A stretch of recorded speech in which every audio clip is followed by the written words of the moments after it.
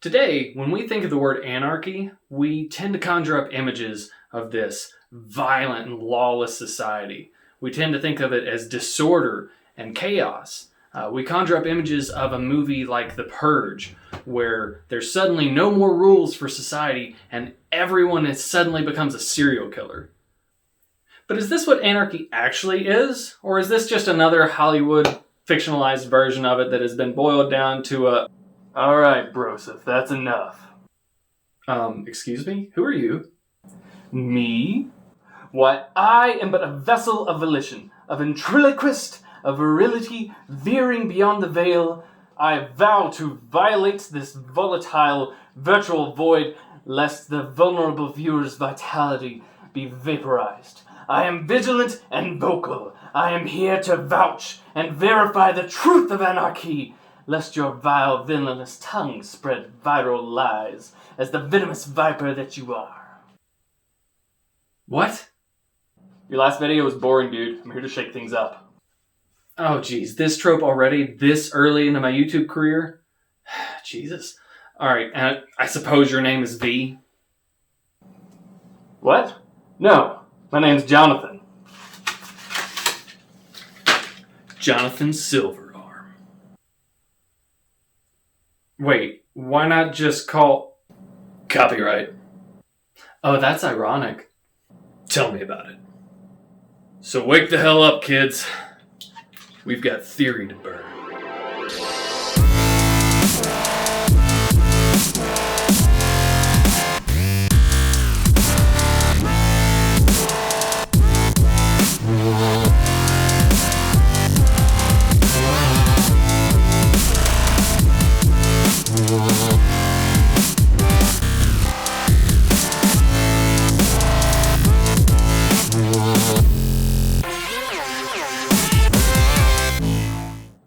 Despite what you may have heard, anarchy is more than just a bunch of unimaginative punks spraying the letter A onto the side of their local neighborhood park bathroom. In fact, I would wager that the vast majority of these so-called punks don't have a clue. What the Are you seriously censoring me on a video about anarchy? Sorry, man. YouTube algorithm. Besides, I want this channel to be educational and accessible to pretty much anyone, so I don't want to use language that might offend. Fine. Unbelievable. Anyways, as I was saying, if you haven't actually read the theory behind the ideology while you appropriate the label, then you're no more than some snot-nosed punk and an angsty teen who's interested in attention rather than actual rebellion. What? Isn't that a contradiction? You're basically gatekeeping the ideology. You're saying that in order for someone to call themselves an anarchist, they have to first submit to the hierarchy of another anarchist who's had more economic power to further put out their theory and ideas. Thank you, Jeremiah. You're right. That would be gatekeeping. We probably shouldn't tell the kids that if they don't actually read theory and understand that anarchy is more than just about breaking rules, that it's actually about questioning hierarchy, and that in an anarchist society there is such a thing as laws, and that if they don't understand that they're not actual anarchists, that they're just a bunch of punks and some anarchids, we absolutely shouldn't tell them that. But I will tell them that if they don't read theory, they're going to make their mothers cry. The goal of anarchy is to examine positions of power and ask why they exist. Imagine your local grocery store for a moment. You have your standard clerks all throughout the store. Your deli clerks, grocery, retail, what have you. And then above each of them, you have a team leader. And above each of them, you have an assistant manager. And above the assistant manager, you have a department manager. And above the department manager, you have the store staff. And above the store staff, you have an assistant store manager. And above the assistant store manager, you have a store manager. And then a district manager. And then a regional manager. All the way up to the top. Anarchist looks at all this hierarchy, all these different levels, and goes, why is this here? Why does this one grocery store need this much hierarchy in order to function? Most anarchists recognize that some hierarchy will always be necessary. But if everyone in the store is properly trained and knows how to do their job, then realistically you would only need 1 or 2 people in charge. There wouldn't even need to be a CEO or something like that because everybody would know what to do. And for the people who do get put in charge, they're usually going to be the people who have been democratically elected by the rest of the team. Not some corporate sellout who got the job because their second cousin knows the owner. And an anarchist society is not a lawless society. It's a society where less laws are needed. If the purpose of a law is only to suppress the freedom of the citizens, then that law is removed. This means that things like laws that prohibit drug use would be eliminated. And then you have the laws that prevent people who don't have a home from sleeping on park benches or asking for money, gone. In fact, in an anarchist society, you probably wouldn't even have a homeless population, but I'm getting ahead of myself. The main tenet of anarchy is a strong push to maximize freedom within a society. To an anarchist, all forms of hierarchy are a suppression of freedom. By definition, if you are submitting to somebody, if they have power over you, then you are not free. Again, anarchists recognize that in some situations, oversight is necessary. But that oversight should be there to support, protect, and empower you, not to imprison you. An example of this would be if you were working some sort of a dangerous job and you wanted to appoint someone in charge of you who actually had experience with the job in order to keep everybody on the team safe. What you've got to understand is that to an anarchist, power is violence. So in a society where the government has all of the power, the government has a monopoly on the violence that they can use against society. In fact, you can make the argument that every single aspect of the government as you know it is a form of violence. Borders are maintained through force. When you break the law, the cops come and inflict violence on you. Unless, of course, you're storming the Capitol because you don't agree with democracy and you're trying to throw a fascist coup. Then it's okay, apparently. If you don't pay your rent, your landlord's going to evict you and inflict economic violence on you, which will beget physical violence when you don't have a shelter to put over your head. Power is the ability to control violence, and hierarchy is the acclamation of power.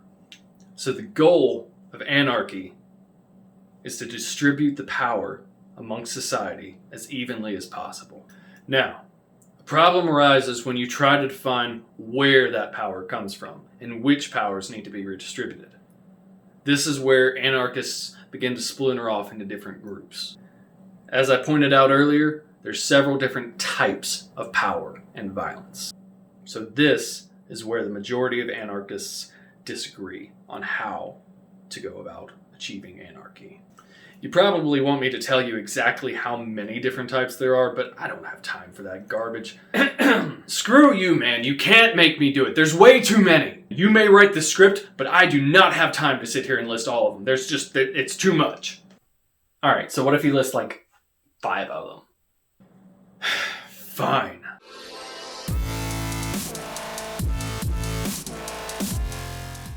Anyways, Individualist Anarchy. These guys are pretty hardcore. There's several different subcategories within this subcategory.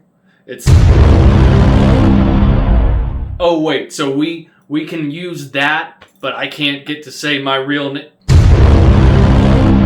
Copyright? Yeah, okay, fine. Yeah, this makes sense.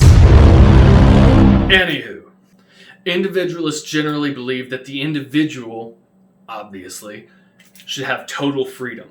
This means zero obligations to any form of society, government, peers, ideologies, or societal norms. Who you are, what you want to do, that. They also generally oppose any form of governmental power. This isn't always the case though, as some individualists do blend into other categories of anarchy. If you're looking to learn more about specifically individualist anarchy and their ideas and philosophy, then I suggest you look into 19th century Benjamin Tucker. He's highly influential to the ideology.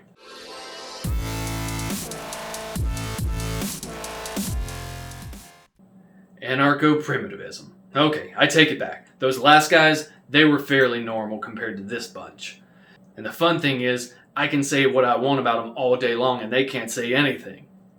These weirdos believe we should all return to a non-civilized way of life. No industry whatsoever, and the abandonment of most organizations, groups, forms of society, and technology. Alright, fine, okay, I get the appeal. I do. I see it. I understand the urge to run off and live in the woods and not have to worry about anything, okay? It makes sense. But no technology means no video games, and I just can't cope with that. Their most influential writer is easily Henry David Thoreau, with his widely praised book, Walden. In it, he advocates for a return to a simpler life, with a minimalistic lifestyle and a philosophy of returning to nature.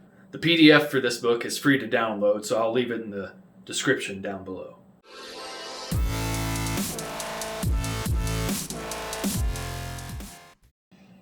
Anarcho-communists. Okay, this bunch makes up probably the majority of most anarchists in today's society.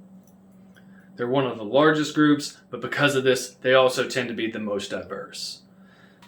Anarcho-communists tend to believe that you should reduce as much hierarchy as possible, but that we would still have some form of a governmental oversight and some form of a society as a whole working together.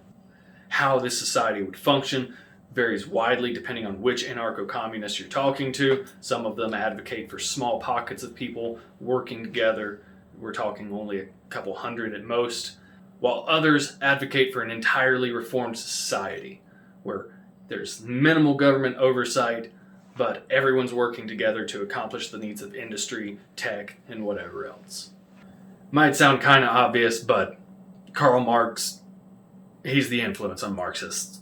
So it's kind of easy to understand why he would be the influence for anarcho-communists. But if you're looking for someone who deals with the more anarchist side of the anarcho-communists, then I suggest you look no further than Peter... How the hell do you pronounce Peter Kropotkin? All of his work is highly praised, but The Conquest of Bread is probably his most influential work. The PDF for it is also free, and I will leave a link for it down below.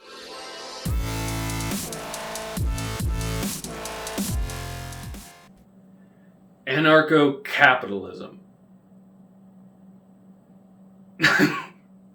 I'm sorry. No, it's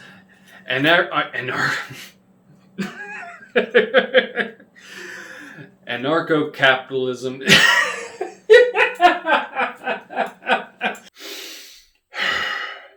Anarcho-capitalism is a political philosophy and economic theory that advocates for the elimination of centralized states in favor of a system of privatized property enforced by private agencies, free markets, and the right libertarian interpretation of self-ownership, which extends the concept to include control of private property as part of the self. In the absence of the state, anarcho-capitalists hold that society tends to contractually self-regulate and civilize through participation in the free market. It's also a complete contradiction in terms. You cannot, in any shape, form, or fashion, advocate for less hierarchy and then push for a system which enforces hierarchy. It's nonsensical. It's oxymoronic. It doesn't make... Do you want to live in a cyberpunk dystopia? Because this is how you get it.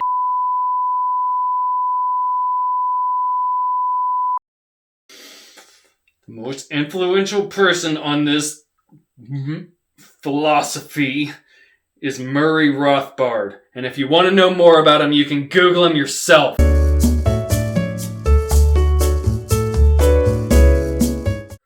last type of anarchist that I want to tell you about typically runs counter to what people imagine when they hear the term anarchist.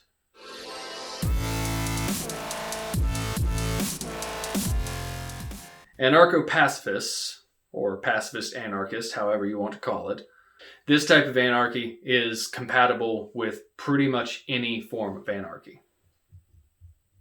Any legitimate form of anarchy.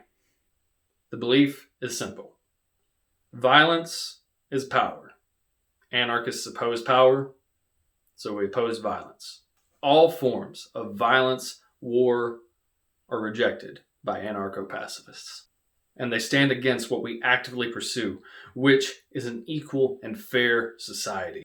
We also reject all forms of capitalism, because capitalism allows for those in power to harness violence. The two most influential writers on anarcho-pacifism are Thoreau, who we mentioned earlier, but also Leo Tolstoy. Tolstoy was a devout Christian, and his Christian faith led him to believe that he needed to become a Christian anarchist. He focused heavily on nonviolent resistance of all forms, and he would later go on to write a book called The Kingdom of God is Within You. This book would actually be heavily influential for both Gandhi and Martin Luther King Jr. Many people, not just the person writing this script, think that this is a vitally important philosophy for any of us to carry forward. We need to understand, especially as leftists, that there are people out there who have been abused and manipulated by the capitalist machine, that have been tricked into believing in systems that actively hurt and suppress them. That they are not our enemy. As a leftist of any kind, you should be fundamentally aware that for anyone who isn't an actual capitalist themselves, someone who actually owns and controls the means of production, for anyone who isn't a capitalist, they're almost always a victim of capitalism.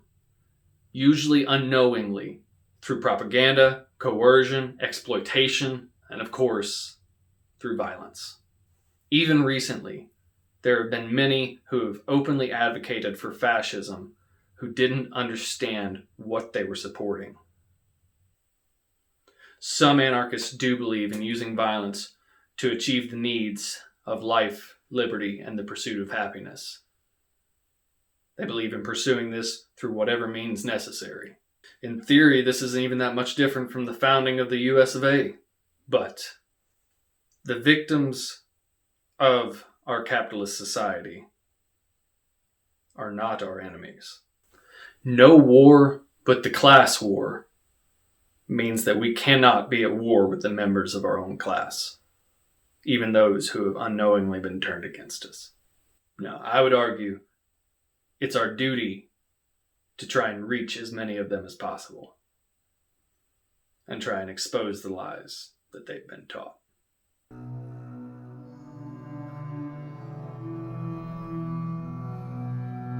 So, before we finish today, I want to leave you with two quotes from Tolstoy that I believe should be something of a mantra for all of us to follow. Everyone thinks of changing the world, but no one thinks of changing themselves. And each person's task in life is to become an increasingly better person. Tolstoy and I don't agree on everything, but if there ever was a meaning to life, I think he might have found it. Those two tenets are central to my personal philosophy. It's the entire reason this channel exists. I don't consider myself an anarchist. I personally don't think humanity is quite mature enough to be able to handle this on a broader scale. But I deeply admire the philosophy. And I think that that's something that we should all try to pursue to as far of a degree as possible. I'm like anarchy light. I look around and I understand the need to question the hierarchies around us. I see the need to ask questions about why certain power structures exist and to try and challenge them.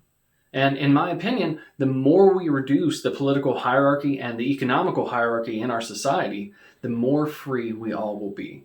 So I deeply admire that about anarchy, and even if I don't personally fully stand behind all of its tenets or all the different types of its philosophy, I do absolutely hold that to my core.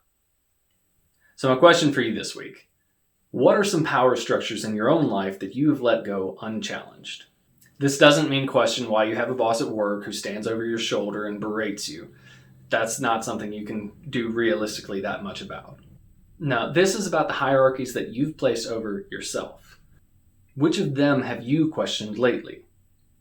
It could be relationships that you're engaged in, that you don't mentally respect, but you submit yourself to. It could be your religious beliefs or your lack thereof. It could be your personal ideologies, your philosophy. It could be something as simple as how you make your coffee in the morning, a certain tradition that you adhere to that you haven't really questioned in a while. Or it could be all the way up to how you view your politics, things that you haven't asked questions about, power structures that you've placed on yourself that go unquestioned. The point here is this: anything that you have allowed to have authority over you, challenge it, question it, attack it as if it was your very enemy and that you were fighting for survival. And when you do that, when you viciously attack whatever beliefs, whatever hierarchies you've placed over yourself, whatever survives your attacks, whatever is left standing at the end of the day, that's your true beliefs. That's who you are. And that's what you think is vital to yourself. And that's worth keeping.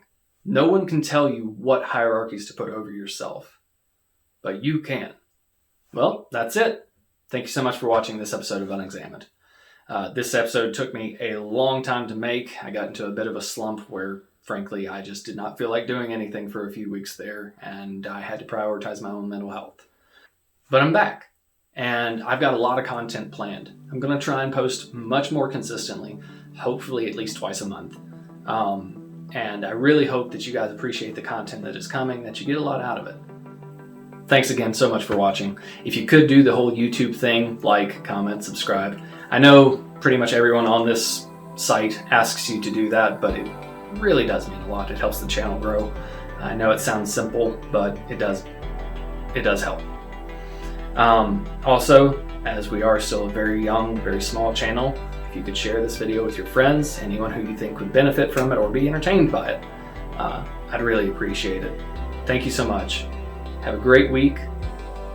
Be good to yourself, be good to each other, and don't let your life go unexamined.